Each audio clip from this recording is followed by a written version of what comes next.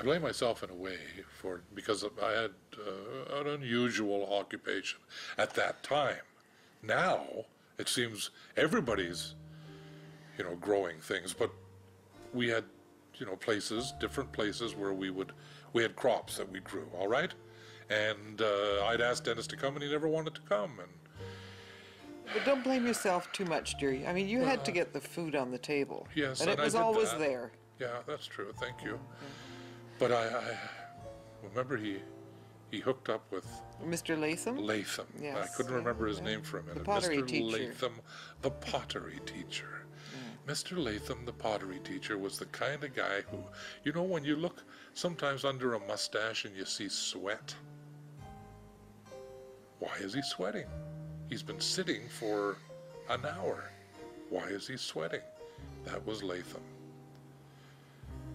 Foreign man, wasn't he? Australian, I think he was. A lot of people find our last name interesting, I guess, because they don't know the origins of it. Homo originated in France. You find many French homos. Went to England. A lot of homos in England. And then to the New World. And Dennis didn't seem to relish that. I mean, Well, I don't think he realized that, or he wouldn't listen. There were what doctors, has an homo lawyers. ever done? Oh yeah, doctors, lawyers. Yeah, you look at any of the professions, you'll find an homo.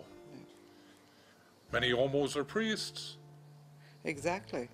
The name goes back through the ages. Yes, it does. Remember Dennis when he first started? Oh, was that with kid? The name, with that kid? Yes. Terry Wong. Tall kid, Chinese kid, 13 years old. He was 6'1". You ever seen that? 13-year-old Chinese kid, 6'1", and with a mouth to match too. Remember? And he would yell over the fence, "Hey, is that?" And then he'd use the bad pronunciation for our name.